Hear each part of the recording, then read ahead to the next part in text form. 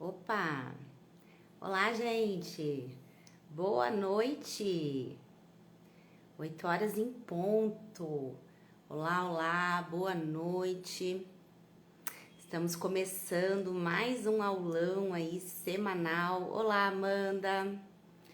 Olá, Paulo. Oi, Maria Mercedes. Tudo bem, gente? Boa noite. Digam aí pra mim se vocês estão me vendo e me ouvindo bem, se o áudio tá legal, se a imagem tá boa. Olá, Fernanda, boa noite.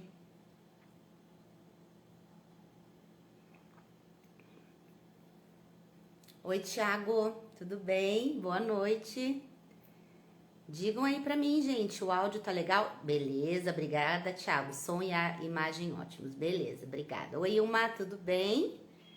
Boa noite, gente. Ótimo, perfeito então. Todos me ouvindo e me vendo bem. Vamos aguardar mais um pouquinho o pessoal ir entrando. Vocês estão bem, gente? Tudo bem com vocês?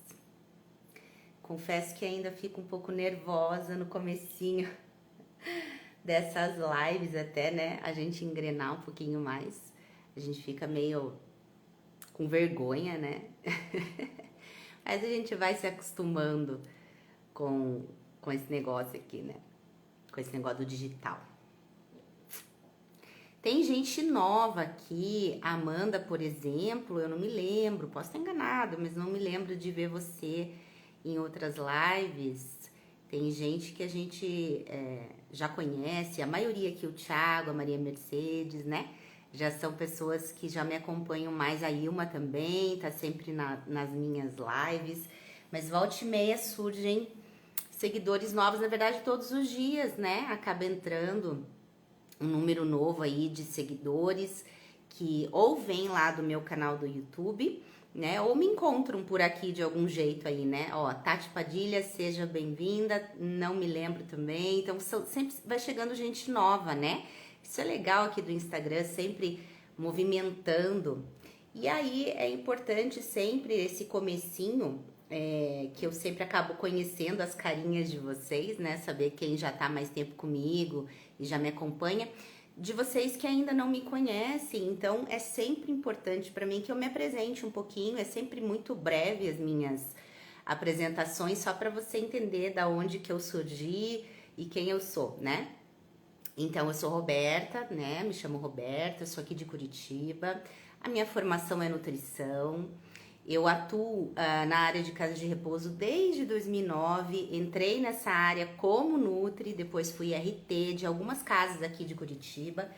Em 2010 eu entro de sócia em uma instituição aqui e depois fico sozinha. Uns anos depois eu compro a parte da minha sócia e em 2017 exatamente eu inauguro a minha segunda unidade. Então são aí mais de 11 anos como dona que eu fui, hoje não sou mais, né?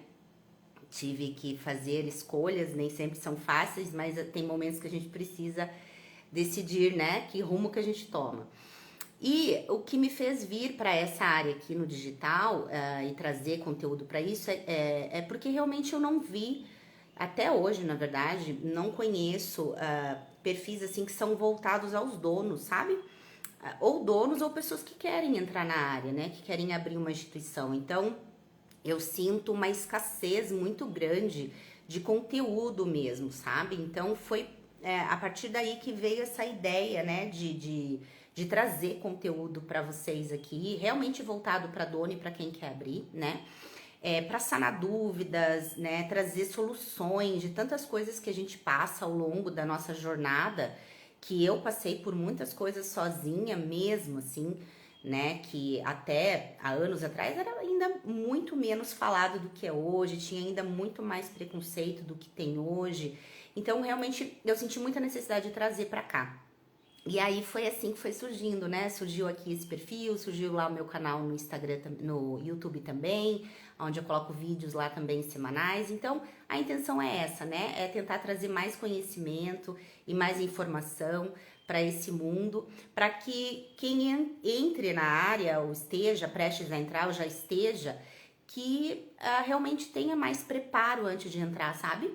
Que realmente saiba os passos aí que tem que dar, né, para não cometer erros que a grande maioria dos donos cometem, que eu cometi, que às vezes não é necessário cometer, né? A gente pode pular alguns erros aí, não precisa passar, né, a gente, por tanto perrengue às vezes, né?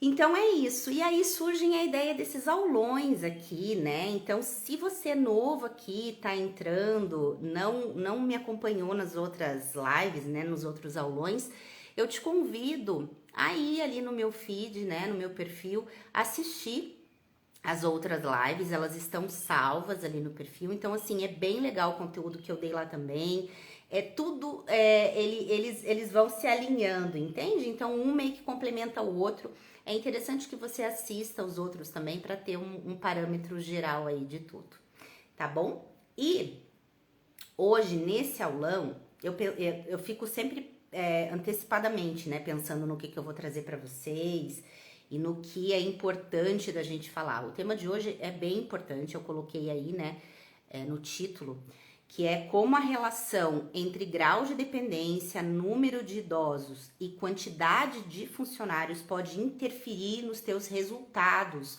financeiros mesmo, eu tô falando, tá?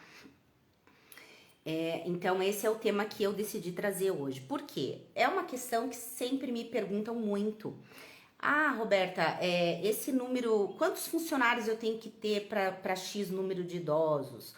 Ou me fazem pergunta assim, quantos idosos é um número legal? Será que tanto é bom, mais, menos do que isso? Quantos idosos e tal? Então, assim, sempre são perguntas recorrentes, né, que me fazem. Então, por isso que eu decidi montar esse combo aí desses três pilares, na verdade, que um acaba interferindo no outro, né, pra gente debater hoje, tá bom? Sejam bem-vindos, gente. Vocês estão entrando aí, Marcelo, Gabriela, Mona Lisa, Risens, todos sejam muito bem-vindos aí na live, tá bom? Então, gente, antes de a gente continuar aqui, eu começar de fato o tema, né, pra gente discutir esses três pontos, eu sempre falo no comecinho da live assim, ó, eu monto um roteiro, certo? Então, assim, para eu não me perder nesse roteiro, que é grandinho normalmente, e assim, né, para eu não me perder de fato, eu peço para que vocês coloquem perguntas, até pode colocar durante, né, assim, mas tente colocar mais pro final da live, tá? Porque senão acaba perdendo aqui na linha do tempo aqui dos comentários de vocês, e aí depois eu acabo não respondendo, tá? Então, vocês podem fazer e devem fazer perguntas, tá? Mas deixem mais pro final da live, tá bom? Que daí eu consigo olhar e responder conforme vocês forem tendo dúvida. Se você puder também, né, printar essa tela aqui e compartilhar que você tá fazendo parte desses aulões semanais, né, que ele tá te ajudando de alguma forma, né, que eu tô conseguindo te direcionar, te dar, né, assim, visões do que você pode fazer para melhorar, né, o teu trabalho, se você já tem a tua instituição, ou para você ingressar nessa área. Então, print essa tela, né, compartilhe que eu recompartilho daí nos meus stories também. Olá, Juliana, tudo bem? Boa noite. Beleza, gente? Vou tomar uma aguinha e vamos começar no conteúdo. Vamos lá. Como eu falei para vocês, o nosso tema hoje é esses três pilares, né, tá? Que acabam se relacionando com o outro, que te geram resultados melhores ou não tão bons. Olá, Karine, boa noite, seja bem-vinda. Então, o nosso primeiro tópico que a gente vai abordar hoje é sobre grau de dependência, um dos três pilares, tá? Então, assim, antes de entrar mesmo no assunto, pode ser, né, e eu acho que é importante falar, que você não conheça ou não saiba o que é um grau de dependência, quais são os graus de dependência que existem, né? Então, assim, o grau de dependência é a condição que o idoso está, sendo física ou neurológica, tá? No momento que ele entra na tua instituição, certo? Então esse é o grau de dependência, é pra gente ter ideia de como o idoso tá, né? Todas as doenças que ele tem, se ele caminha, se ele não caminha, se ele usa cadeira de rodas ou somente um andador, se faz uso de fralda, se não, a sua parte neurológica, como é que tá, né? Se ele é 100% lúcido ou se ele já tá um pouco esquecido. Então, isso é o grau de dependência, é em qual nível que ele está. O ideal, quando um idoso entra numa instituição, né, é que ele já venha com um laudo médico, porque quem fala em qual grau o idoso está, que eu vou falar que são 3, o 1, o 2 e o 3, tá? Quem fala em qual grau o idoso se encontra é um médico, né? Ou um geriatra ou um neurologista são os mais indicados aí para dar esse laudo. Mas a gente sabe que na realidade do dia a dia da instituição, quando a família vem em busca da instituição, né, para colocar o idoso na casa de repouso, dificilmente vem com um laudo, nem sabe que precisa disso, né? Então, por isso que é tão importante um material chamado, que pode mudar de nome, né, de lugar para lugar, mas que é a ficha de cadastro desse idoso ou a ficha de anamnese, né, que foi até uma ficha que eu liberei no grupo anteontem, no grupo VIP. Se você não está no grupo VIP, entre lá, que vai ter coisas que eu vou falar aí hoje também no decorrer dessa aula. E por que é tão importante essa ficha, né? Porque assim, sem o laudo do médico, que isso vai ter que ser trazido, caso você não tenha o geriatra na instituição, você vai ter que solicitar isso para o familiar, né? Mas, de início, se você não tiver nem um médico na instituição e nem esse laudo, é importante que você tenha essa ficha. E essa ficha, ela é imprescindível e importante que ela seja bem minuciosa, porque é a partir dessa ficha que você vai conseguir ter noção geral do idoso. Assim, eu não sei se todos já passaram por isso, né? Mas volta e meia a gente pega familiares, até vocês podem me dizer aqui se vocês já passaram por isso, familiares que não contam tudo pra gente, sabe? Que a gente descobre coisas depois que o idoso, né? Depois que o idoso está na instituição, alguns diazinhos depois, a gente começa a perceber, nossa, a família não falou isso, a família não falou aquilo.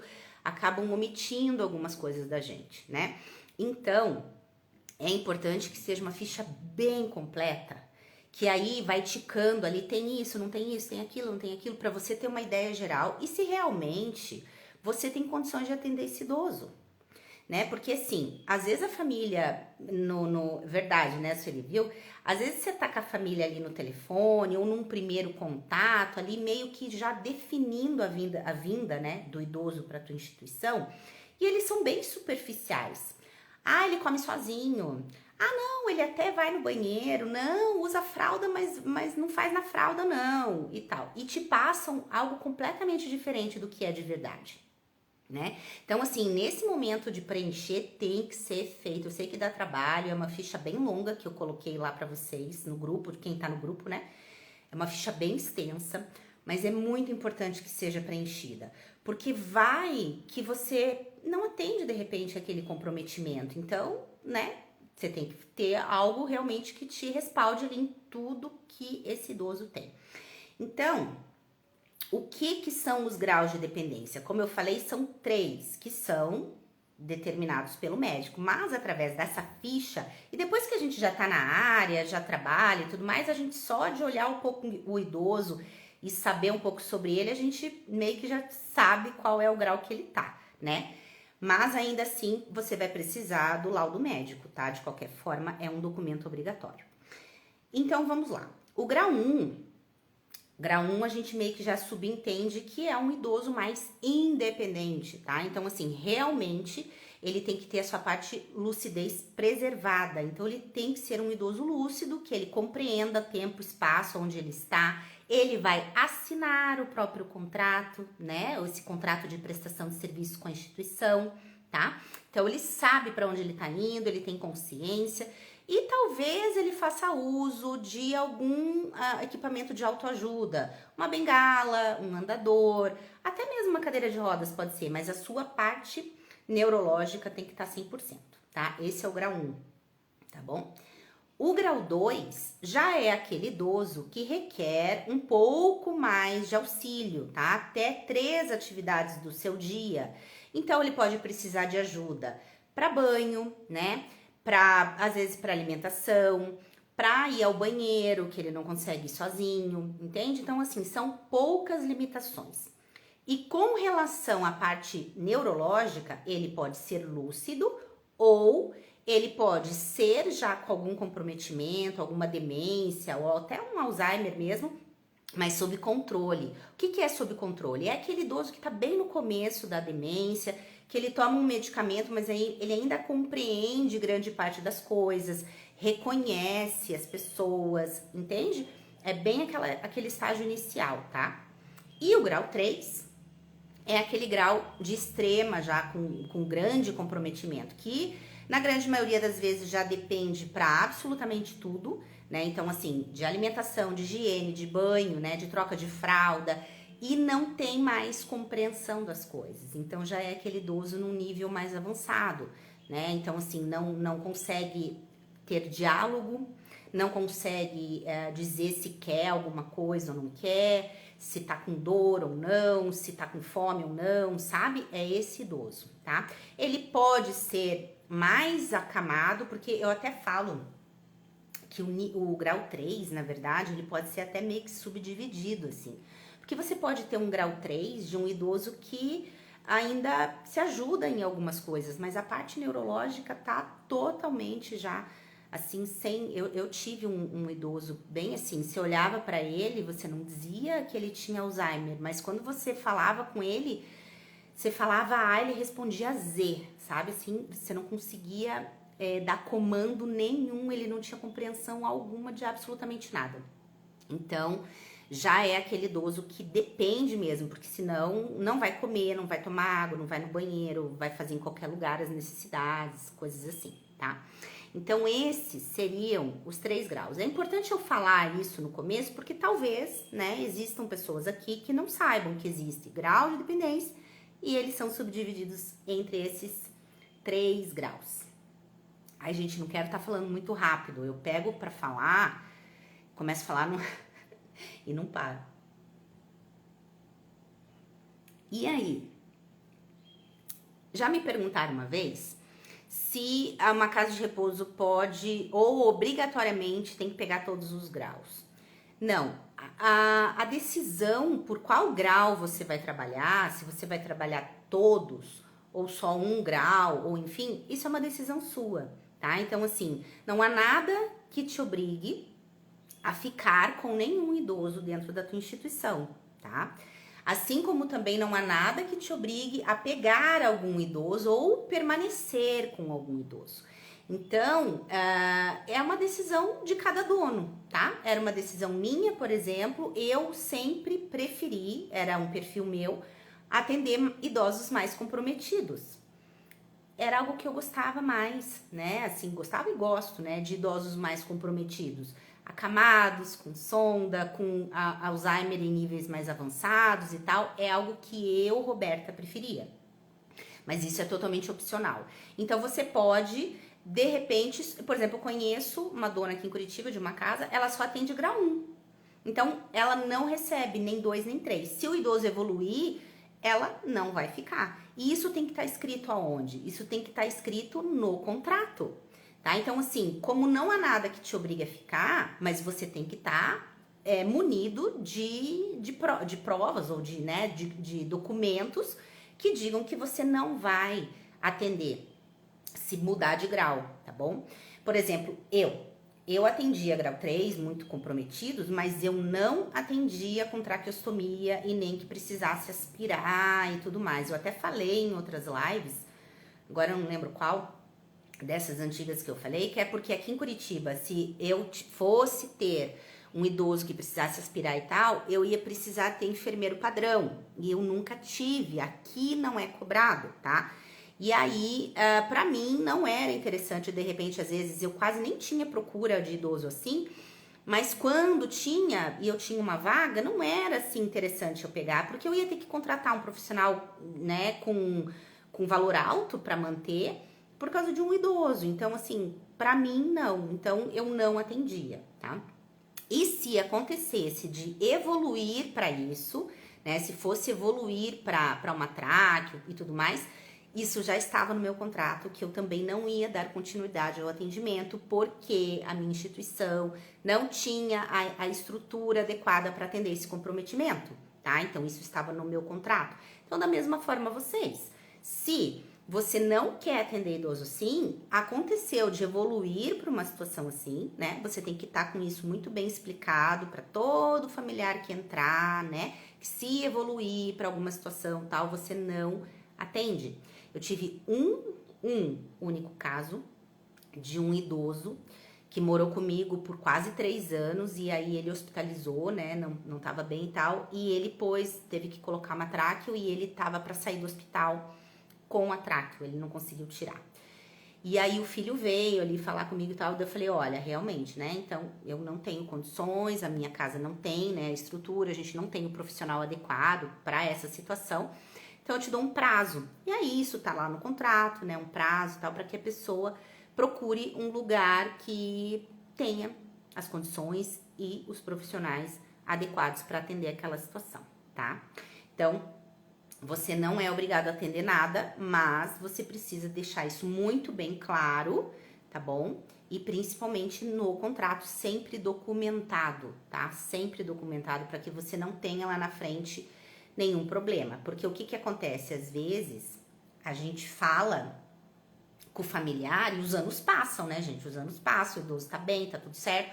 E aí, de repente, acontece alguma coisa, a família não lembra. Aí você tá com o contrato, né? Aí você fala, olha, volte lá, olha o contrato, tá lá no teu contrato, você assinou, você tinha que ter lido. Se leu, então esqueceu, mas, né, enfim, tá lá no contrato, tá bom? Então é você quem decide. Qual é o perfil que você quer, o que você prefere, né, o teu perfil também de acordo com isso, né, se você gosta, se você tem esse perfil para atender idosos assim, tá bom? Mesmo quando é filantrópico, pode não aceitar? Olha, eu já falei, Flaviane, né? Eu já falei até na live anterior, eu não tenho esse conhecimento com filantropia, tá? Assim, você teria que se informar com a vigilância sanitária da tua regional, caso você já tenha a tua instituição, tá? Porque assim, a minha experiência são só com instituições com fins lucrativos, que são as particulares. Nunca trabalhei e nunca atuei, né, numa casa filantrópica, então eu sei que tem algumas coisas que são diferentes, talvez isso também seja, tá? Então realmente eu não vou falar de algo que eu não sei, tá? A parte filantrópica realmente eu não tenho conhecimento, tá bom? Vamos lá. Outro erro, gente, bem comum foi até o que eu coloquei ontem nos stories, né? Aliás, eu tô bem feliz com a participação da maioria de vocês lá nos meus stories, tá, gente? Então, assim, o que eu coloquei lá ontem, né? A relação que existe entre alterar o grau de dependência e você não reajustar o valor da mensalidade. O que acontece? Na grande maioria das vezes, grande maioria das casas também, eu acredito, né? A gente cobra valor diferente por grau de dependência. Não faz sentido você cobrar o mesmo valor por um idoso que caminha, que é lúcido, que não usa fralda, para um idoso acamado que precisa trocar fralda direto e tem que dar comida na boca, né? Que não consegue se alimentar sozinho, você tem que auxiliar. Então, assim, não faz sentido, certo? Então, é normal que as instituições tenham valores diferentes para grau 1, para grau 2 e para grau 3, né? Então, o que eu coloquei ontem lá como para vocês pensarem nisso? E as respostas, elas foram um pouco meio a meio, assim, tá? Quase 50-50 ali. Metade já faz isso e cobra de acordo com a alteração do grau de dependência e outras casas não, tá? Então, por que é importante você pensar nisso? E de que forma que você vai fazer isso também? Primeiro de tudo, que você precisa perceber e saber, né? Na verdade, não é perceber, é saber qual é a diferença que você cobra grau 1, grau 2 e grau 3. É muita diferença de valor, sei lá, mais de R$1.000, sei lá quanto, de 1 para 2 e para 3. Por que isso é importante? Porque se de repente você tem um idoso, digamos lá, vou dar um exemplo aqui, né? Você tem lá o seu João, mora com você há 2 anos. Grau 1, tá? Independente. Ali você acompanha, né? Os funcionários acompanham, os cuidadores acompanham no momento do banho para não estar sozinho. Mas assim, consegue tomar banho sozinho, vai ao banheiro, se alimenta. Beleza, tranquilo. Esse idoso, 2 anos depois que ele tá com você, ele sofre um AVC. E ele é hospitalizado. Aí ele fica um período lá e quando ele volta grau 3, tá? Então ele volta cadeirante, ele volta com uso de fralda e ele volta, digamos, com sonda para alimentação ou dependendo de uma alimentação que dê, né? Uma alimentação pastosa, que você precise dar essa alimentação para ele. Ele não consegue mais comer sozinho. E aí, você vai continuar cobrando o mesmo valor que no caso era grau 1, então do grau 1 ele foi para o grau 3. Então, veja, não é correto que isso aconteça, né? Porque por mais que você tenha o teu reajuste anual, que não tem nada a ver com isso que eu tô falando, tá?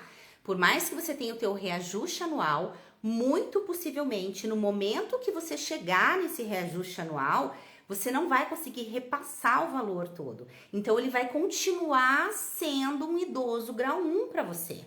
Então, como é que você arruma isso? Por isso que eu perguntei, é muito diferente os valores? Porque se for muito grande a diferença dos graus que você cobra, você não vai conseguir dificilmente, né? Você vai conseguir passar esse valor todo, tá? Então, não existe certo e errado, gente. Existe, assim, cada família, cada situação, e você tenta ver algo que você considere justo, que você considere correto, tá? Então, não dá para ser abusivo também, entende? Então, assim, a gente tem que ter bom senso, concorda? Então, assim, veja os valores que você trabalha, veja o que você considera legal ter de repassar esses valores e logo você vai ter o reajuste anual, vai conseguir chegar a mais, equilibrar um pouco mais, entende? Ou se não for tão alto um valor para o outro, você consegue repassar todo ele, tá? Então é importante você avaliar isso, tá? E pensar nisso já, caso você não faça, porque realmente você acaba ficando defasado nos valores, né? Quando a gente vê custo de idoso e valor de mensalidade, minha boca vai ficando seca.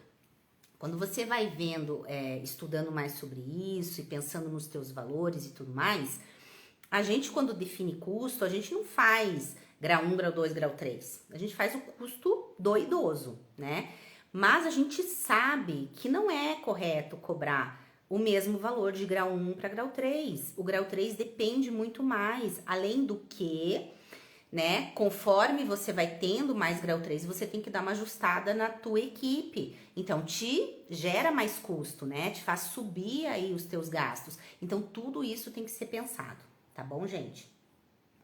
Então, assim, é bem importante que vocês reavaliem isso, caso vocês não façam, e tentem colocar isso na realidade de vocês, tá? De alguma forma, tá bom? Talvez para os próximos idosos que forem entrando, né? Ou se você conseguir, tiver maior... Às vezes a gente tem mais proximidade com uma família e com outra, a gente sabe como chegar e tenta ajustar isso, né? Faz um adicional de contrato, alguma coisa nesse sentido, tá? Para vocês irem ajustando essas questões, beleza? Então, por exemplo, como eu falei, né, nas minhas casas, na minha primeira unidade, eu tinha um público bem maior de grau 2 e grau 3 e era o perfil que eu gostava mais. E na minha segunda unidade, por ter, até falei na live passada, eu tinha mais área externa, era uma casa mais, assim, diferente. Então lá era mais natural até que a procura fosse de idosos melhores, mais independentes, eu tinha mais idosos assim, tá? Mas o meu perfil mesmo era mais voltado a esse. E aí eu deixava muito bem claro no contrato, né, até aonde eu poderia atender, tá? A partir daquele que era tráqueo, que eu falei, eu não atenderia, né? E daria tal prazo, né? 30 dias, 15 dias, 20 dias, enfim, para que a pessoa procurasse um outro local para poder atender, tá bom? Beleza, gente? Tá indo tudo bem aí? Tô falando muito rápido? Me dei um retorno aqui. Se tá tranquilo pra vocês. Porque eu saio que nem uma metralhadora falando. E quando vejo, né? Não dou nem uma pausinha aqui. Beleza, gente? Vamos para o segundo pilar. Então, primeiro, grau de dependência. Segundo, número de funcionários. Beleza, Amanda? Obrigada. Tranquilo, gente. Então, vamos lá. Nosso segundo pilar, né? Número de funcionários. É uma pergunta que me fazem bastante. Ah, Roberta, eu tenho X número de idosos. Quantos cuidadores eu tenho que ter para atender esse número de idosos? Tá? Gente, para você ter essa ideia de número de funcionários que você vai ter que ter, na verdade, ele é diretamente relacionado ao número de idosos, mas também ao grau de dependência deles. Ele não é só o número de idosos. Ah, eu tenho 20 idosos. Ah, então eu tenho tantos cuidadores. Não, você tem que saber fazer uma relação de quantos idosos e o respectivo grau de dependência. Que é nessa hora que você consegue fazer uma continha, que eu já vou dar um exemplo aqui para vocês, de uma continha para que vocês consigam, então, saber quantos funcionários vocês têm que ter. Quando eu falo aqui funcionários, nesse caso, são os que estão diretamente cuidando do idoso. Não é limpeza, não é cozinha, não é nada disso. São os técnicos e os cuidadores, tá? Então, a gente se baseia no que a RDC fala, né? Então, assim, se você também, de repente, não sabe, então, todas as instituições, elas são regidas por uma RDC, uma legislação, que é a RDC 502. Ela é uma atualização, tá? A antiga era a RDC 283, foi feita lá em 2005. E no ano passado, houve uma atualização, que então é essa que eu estou falando, que é a RDC 502. Então, assim, grande parte das coisas, ou quase tudo, do que pode ou não pode, deve ou não deve, está lá nessa legislação.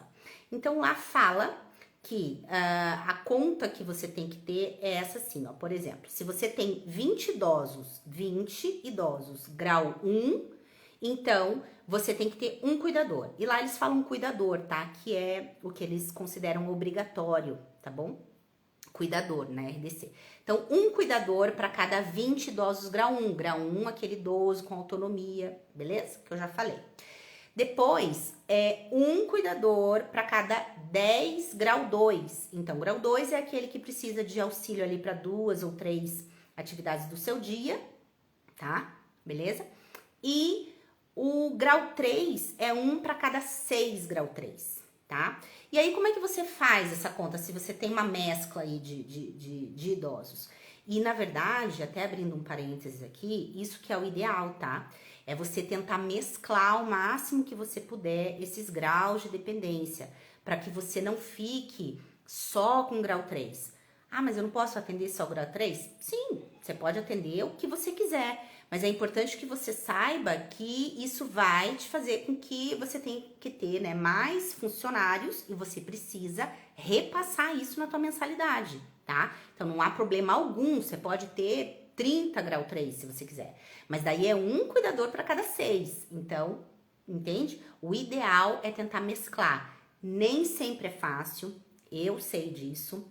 Os idosos mudam de grau de dependência ao longo dos anos, né? Então, assim, os idosos entram grau 1, daí daqui a pouco tá grau 2, aí daqui a pouco grau 3, e aí as procuras que você tem é o que vai te fazer ajustar isso, tá? Então, assim, você vai ter que tentar sempre estar fazendo essa conta para não disparar muito só grau 3, caso você não tenha condições, de repente, né, de subir muito tua mensalidade ou tudo mais, tá? Então, digamos, eu vou dar um exemplo aqui para vocês, tá? Então, digamos que uma instituição tem aí 18 idosos, tá? Desses 18 idosos, digamos que 6 são grau 1, eu fiz um exemplo, tá, gente? 8 grau 2 e 4 grau 3. Aí, como você faz essa conta, né? Na verdade, você vai acabar fazendo a conta do funcionário ao meio, né? Então, assim, por exemplo, esse 6 grau 1, ele vai ser 1/3 de um funcionário, entende? Mais ou menos isso? 1/3 de um funcionário. Aí, depois, esses grau 2 e 3, você vai ajustando. Então, você vai ter meio funcionário aqui, um funcionário lá, 1/3 de funcionário aqui. É meio confuso, mas é mais ou menos essa conta, até você chegar num número aproximado, tá? De pessoas que precisam atender. Nesse caso, com essa mescla que eu fiz de grau 1, grau 2 e grau 3, 18 idosos, você poderia ter 2 funcionários por plantão, 12 por 36. Então, você teria 2 no plantão diurno de um dia, 2 no outro plantão do outro dia. Aí, à noite, eu tenho que ter 2 também em cada plantão? Aí, é aquela questão que eu sempre falo, tá, gente? Por exemplo, aqui comigo, nunca eu precisei ter 2 plantonistas à noite. Nunca tive 2 cuidadores ou técnico, enfim, à noite. Nunca tive, tá? Por quê? Meus idosos dormiam, uma outra noite era mais agitado, normal, é assim mesmo que funciona, né? O idoso às vezes se agita, mas de um modo geral todos dormiam e a minha vigilância nunca me cobrou que eu tivesse 2 plantonistas à noite. Então, para mim, funcionava. Eu tinha 2 a cada 12 por 36, então plantão diurno, né? Eu tinha 4 de manhã e 2 à noite. Então, um total de 6 pessoas para atender esses 18, tá bom? Digamos assim, tá? Tá dando para entender, gente? Porque às vezes essas contas deixam meio confuso, mas eu tô tentando esclarecer para vocês, tá? Beleza? Deixa eu só... Vocês vão me dizendo se tá dando para entender, que eu só vou responder aqui da Juliana. Como fazer escalas de cozinheiras em ILPI com 20 idosos? Olha, isso aí, se você for ver, a grande maioria das vigilâncias, elas exigem que o profissional da cozinha supra toda a carga horária das refeições. Então, para isso, ele tem que estar 12 horas dentro da instituição. Porque eles alegam assim, como é que quem que vai fazer a ceia do idoso? Quem que vai fazer o café da manhã bem cedo ali, né, na casa e tal? Não pode ser os cuidadores, não pode ser isso e tal. Então, na grande maioria dos lugares, realmente eles estão cobrando um plantão mais longo, como 12 por 36 para a cozinha. Então, você tem que ter 2 pessoas, né? Lá na RDC, agora eu não tô com ela aqui, mas ela fala, tá, Juliana? Quantas refeições para um cozinheiro? Se eu não me engano, é 40 ou 30 ou 40 idosos para um cozinheiro, para um, né, auxiliar de cozinha. Não tenho bem isso gravado, mas eu acho que é isso, tá? E aí, você tem que suprir toda essa necessidade dessa carga horária e de todas as refeições do idoso. Então, ele tem que ficar 12 horas. Então, agora eles estão cobrando mesmo 12 por 36 dentro das cozinhas, na maior parte dos lugares, tá, gente? É o que eu sempre falo, cada vigilância acaba sendo de um jeito. Na minha, demorou para eles cobrarem isso, sabe? No começo não precisava, não. Daí, acho que foi em 2019 ou 2018, eles vieram com isso, que tinha que suprir todas as refeições, tinha que ter o funcionário lá. Então, eu tive que me adaptar e colocar 12 por 36, tá? Então, tá. Então, voltando aqui no que eu tava falando pra vocês, do número de cuidadores. Então, nesse caso de 18, daria pra você ter 6. 4, rodando 2, 12 por 36. E 1 à noite, se a tua vigilância permitir. Se ela não permitir, se ela disser que você tem que ter 2 plantonistas à noite, porque pode acontecer isso, aquilo outro. Se tiver que contratar, então você precisa saber que isso tem que ser repassado na tua mensalidade, tá? Que você precisa ajustar o teu valor conforme essa quantidade de funcionários que você vai ter, tá bom? Essa, na verdade, é a parte principal. Não tem problema você ter muitos funcionários, se você quer ter um atendimento mais exclusivo, né? Se você quer, enfim, não tem problema, gente. Vocês podem contratar o número que vocês achem que seja bom, que supra a necessidade, que atenda os idosos da melhor forma, mas sempre pensando que vocês precisam repassar isso nas mensalidades, senão vocês não vão conseguir manter a estrutura, tá certo? Tá bom? Então, o mais importante é nunca deixem de fazer contas. A gente, às vezes, sendo dono de casa de repouso, a gente se atém a tantas outras coisas que também são importantes do dia a dia, do cuidado direto, de família, disso, daquilo, e a gente, às vezes, deixa um pouco de lado essa parte das finanças, sabe? E, na verdade, se essa parte não tá em ordem ou não tá bem correta, o resto começa a desandar, porque você não consegue manter a estrutura. Então é muito importante que você sempre esteja alinhando isso, vendo os graus de dependência, vendo se os números estão adequados, vendo se você está repassando isso para tua mensalidade, tá bom? Para você não ser pego aí de surpresa e esteja no meio do furacão daí, entendeu? Que você consiga detectar isso antes. Esse é o ideal, tá? Beleza, gente? E deixa eu fazer um parênteses aqui, antes da gente ir para o terceiro tópico, né? Que vocês já estão vendo aqui, já estão acompanhando nos meus stories, né? Que logo mais vai sair aí o nosso novo curso, que na verdade é um checklist que eu tô criando, é um material bem legal que eu fiz. Ele já tá praticamente finalizado, tá? Então, assim, o que é esse checklist, né? Hoje eu até soltei uns stories ali mostrando um pouco, né? De como que eu tô montando e o que ele é. Então, o que vai ser esse checklist? Nada mais é do que um passo a passo. Só que de uma forma diferente do que tá lá no curso maior, sabe? Porque o curso maior é tudo, né, gente? É né? Esse aqui eu peguei, dei uma boa enxugada, deixei ele mais prático e objetivo, no sentido dos primeiros passos, tá? Então, assim, o que acontece? O que as pessoas erram muito, né? Nesses primeiros passos, pulam etapas, erram algumas, né? E aí depois que tá lá com a casa aberta, não consegue encontrar o que está acontecendo, entende? Então essas etapas são muito importantes. Então por isso eu criei esse passo a passo, onde você vai conseguir ir ticando realmente, né? Ah, tá, resolvi esse item aqui, vou pro próximo, entendeu? E mesmo que você tenha a tua instituição, você também vai conseguir detectar qual etapa você pulou ou o que você errou em alguma etapa, né? E conseguir ajustar isso. Então é um material muito, muito bacana, que assim, vocês vão saber mais detalhes aí nos próximos dias, tá bom? Com relação a valores e tudo mais, eu vou falando tudo isso pra vocês, tá certo? Mas é bem legal. O intuito do passo a passo todo é fazer com que você saia desse zero, da estaca zero, tá? E consiga alinhar todas as etapas até você abrir a instituição, já abrir com moradores, que isso também é um erro muito comum, né? Que vocês abrem e abrem com a casa sem ninguém, ou com um idoso lá perdido no meio da casa. Então, assim, para você já começar e que você fature de fato com a tua instituição, tá? Porque, assim, é muito possível uma instituição faturar muito mais do que 10 mil por mês. Mas esses passos, eles têm que ser feitos corretamente, na hora certa e do jeito certo.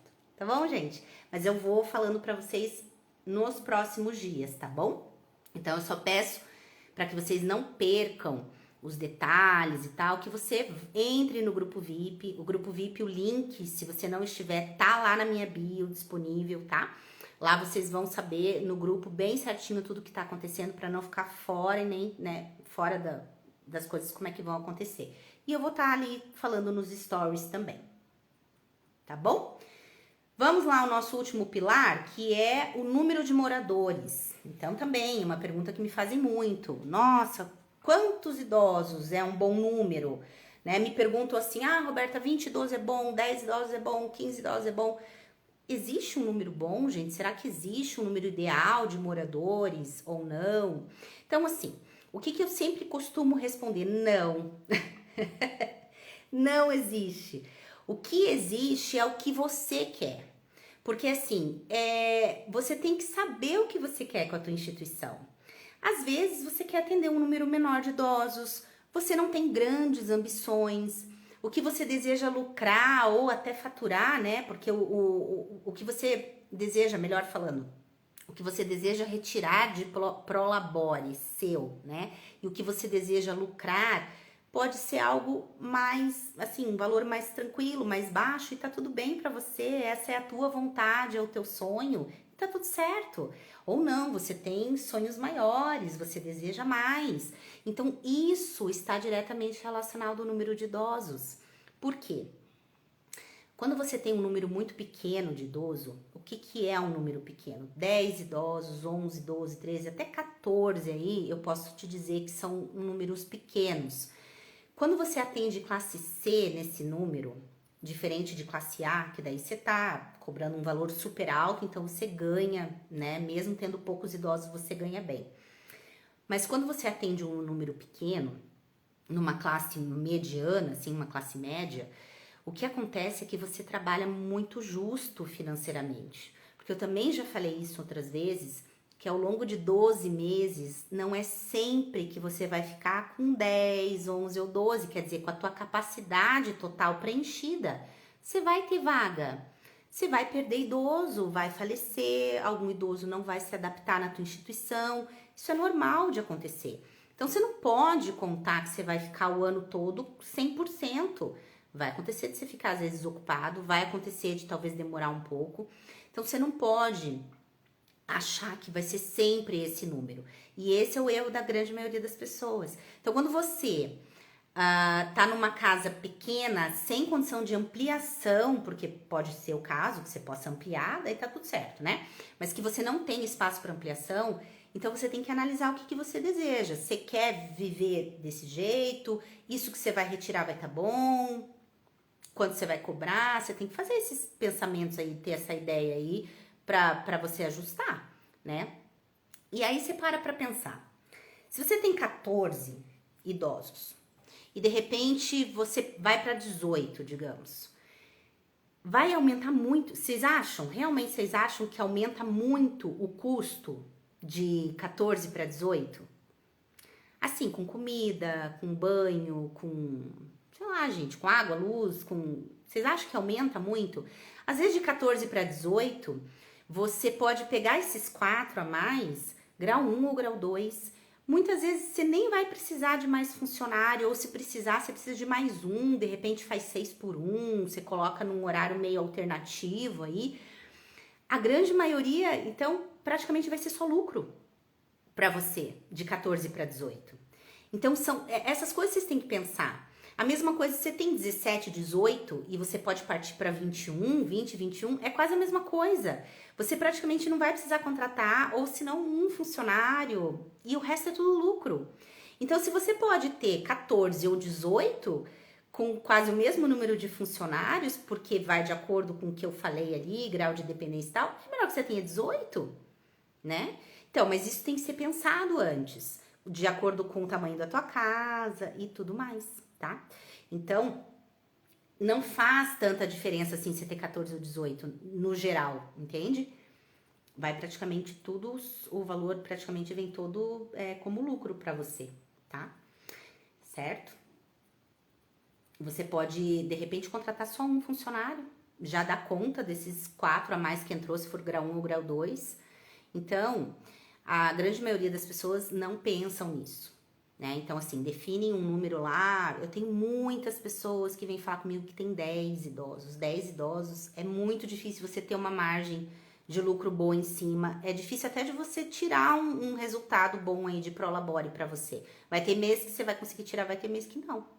Porque de 10 idosos para 14 ou 18 vai mudar, não vai mudar tantos funcionários assim, e o valor que você vai agregar sobre isso é muito maior, o valor que você consegue trazer, né? Porque se você cobra uma média de 4 mil, né?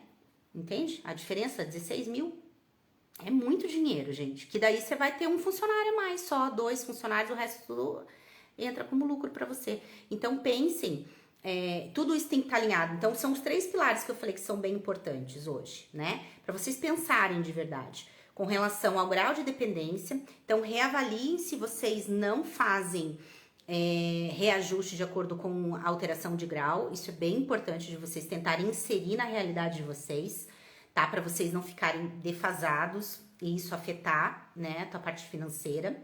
Depois, o número de funcionários. Não vai ser sempre fácil você conseguir estar alinhado com isso de acordo com o grau de dependência. Eu sei que o idoso altera de grau, mas a gente tem que tentar sempre estar mesclando esses graus aí, né, para não estar com uma quantidade muito grande de funcionário, ou se você conseguir repassar isso, beleza, não tem problema nenhum, né? Daí você pode ter quantos funcionários você quiser. E por último, o número de moradores. Tenta analisar isso, tá? Então, assim, Roberta, tá? Eu não aconselho, se você vier falar comigo, eu não aconselho você a ter uma casa pequena, tá? Eu não aconselho. Porque você não vai investir pouco, no modo geral, muito difícil você investir muito pouquinho na casa, você vai investir porque sempre é obra, sempre tem quebra-quebra e tudo mais, então não tem como você investir pouco. Então, se você vai investir, vai para uma casa maior, né? Assim, para você conseguir ter uma rentabilidade boa, porque, poxa, afinal de contas, é o teu negócio, você quer viver disso, né? Você não é Madre Teresa de Calcutá lá que você vai trabalhar pra caramba e ainda você não vai ter uma retirada tua e nem lucro com a tua empresa. Eu entendo e é compreensível que é um trabalho diferente, a gente cuida de vidas, a responsabilidade é muito grande, tudo certo, mas a gente precisa viver do negócio que a gente decidiu, né? Então, se você decidiu abrir uma casa de repouso, você quer viver disso, correto? Você quer viver bem, você quer ter uma qualidade de vida, você quer poder comprar a tua casa, sei lá, você quer viajar quando você puder, você quer ter dinheiro, né? Você quer receber do teu negócio. Então, tudo isso tem que ser muito bem analisado antes de você definir o imóvel que você vai, o tamanho da casa, entende? Então, tudo tá relacionado, gente, tudo. Vocês têm que entender que tudo relaciona com tudo. Por isso que é tão importante esse passo a passo que eu falei pra vocês inicial, tá? Beleza? Verdade, né, Mercedes? É isso aí, gente. Bem importante, tá? E aí, vocês têm dúvidas ou perguntas? Vou dar um tempinho aqui, se vocês tiverem alguma pergunta, vocês façam. Esse negócio, às vezes, de números, de quantidade, de idosos, de tudo mais, às vezes é meio... não é tão fácil de chegar nos números, né? Então, às vezes é meio confuso, mas eu tentei ser o mais clara possível aqui pra vocês entenderem, tá? Vocês têm alguma dúvida?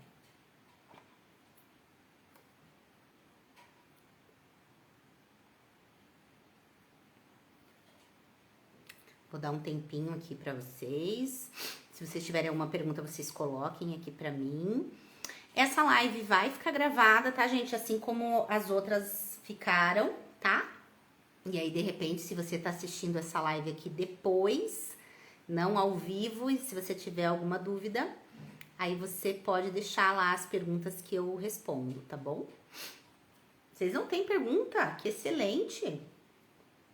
Não sei se isso é bom ou se é ruim.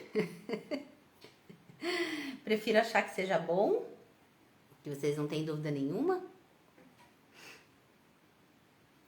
Vou esperar mais um pouquinho, senão aí eu vou encerrar nossa live. Tá bom, gente? E fiquem de olho aí que os próximos dias eu vou falando as novidades pra vocês, tá? Desse material. Hoje também eu coloquei lá nos stories sobre material de documentação, né? A maioria de vocês disse que gostaria, né? Então, eu vou montar alguma coisa assim também. Maria Mercedes, em relação aos funcionários, tem que ter um auxiliar de enfermagem para medicar? Isso é verdade? Ó, a administração do medicamento, dar o remédio para o idoso, o cuidador pode dar, tá?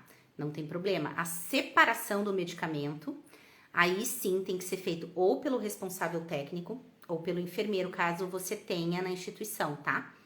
Mas administrar e lá levar o comprimido para o idoso, estando separado já, né? Não há problema nenhum, tá? Pode ser o cuidador, sem problema nenhum, tá bom? Obrigada a você, Alvina. Que bom, Amanda. Ótimo, que bom que foi esclarecedor, é isso que importa. Uma instituição com 45 idosos, quantos funcionários você acha que precisa? Então, Josi, foi o que eu acabei de falar. Não tem como você saber, a não ser pelos graus também de dependência. Então, assim, o número 45, né? Se você tiver todos grau 1, por exemplo, né? Se for 45 grau 1, o que eu falei? Um cuidador para 20 grau 1. Então, você teria que ter 2 funcionários e meio, se fosse todos grau 1, por plantão, tá? Agora, provavelmente não são, né? Todos grau 1. Deve ter um tanto grau 2, um tanto grau 3. Então, você tem que fazer essa continha. É uma tabelinha que você faz. Você coloca o número de idosos e o grau de dependência. Então, digamos que você tenha, sei lá, 10 grau 1, aí 20 grau 2 e o restante grau 3. E aí você faz essa conta dos funcionários. Vai dar um funcionário e meio aqui, vai dar 2 ali. E aí você tenta chegar mais próximo do número. Você não vai chegar no número exato, mas você tem que tentar chegar no valor mais próximo, tá? No número, né? Mais próximo de cuidadores, entendeu? Tá bom? Mas esse número ele é diretamente relacionado ao número de idoso e o grau de dependência. Tem que ser feita essa tabelinha para você conseguir ter noção de quantos funcionários você vai ter que ter para cuidar, tá bom? Obrigada, gente. Obrigada a vocês. Gratidão, digo eu. Que bom que você acompanha sempre, Travel Expert. Às vezes é o nome da empresa aqui, né? É empresarial. Mas beleza, gente. Mais alguma pergunta que vocês têm? Digam lá.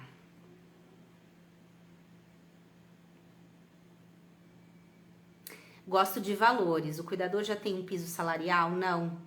Essa profissão, ela nem é ainda, né? Como é que a gente fala? Agora me fugiu o nome. Regulamentada, né?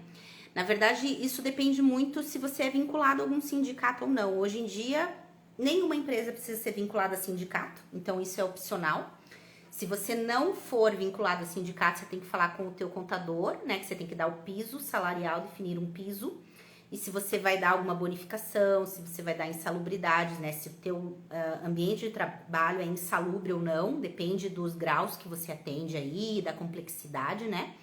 Mas se você não atender, você não precisa pagar insalubridade, né? Adicional noturno, claro, e essas coisas todas. Agora, se você for vinculado a um sindicato, aí você tem que cumprir a tabela do sindicato de cuidadores, né? Aqui em Curitiba, por exemplo, tem 2 sindicatos voltados assim, né, para essa parte de residenciais geriátricos. E aqui o piso salarial, junto com vale alimentação, que é obrigatório, insalubridade e tudo mais, fica aí numa faixa de 2.300, tá? Aqui em Curitiba.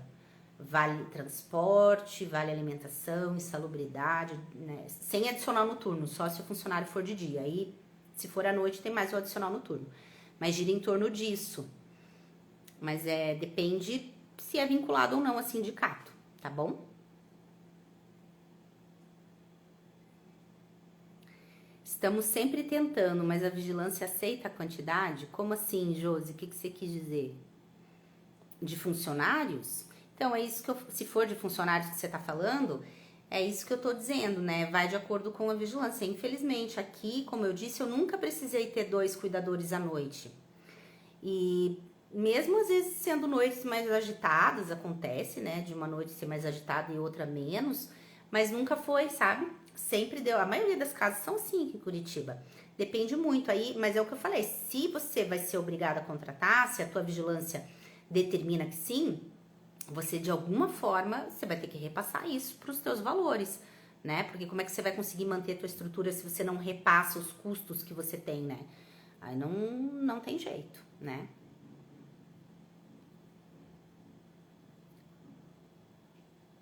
E aí, gente? Se for isso, nós vamos encerrando. Se vocês tiverem mais alguma dúvida, vocês perguntam, tá bom? E aí fica gravada a live. Se tiver depois, alguém que assistiu depois, é só deixar a pergunta lá, beleza? Acho que vamos encerrando. Não tem mais perguntas por aqui. Obrigada, gente. Agradeço aí de coração por todos que participaram novamente aqui desse aulão comigo. Muito feliz pela participação de todos vocês. Semana que vem estamos aqui novamente, tá bom? E o que vocês precisarem, eu tô sempre à disposição, tá certo? Um beijo para todos e uma boa noite, gente. Até. Tchau.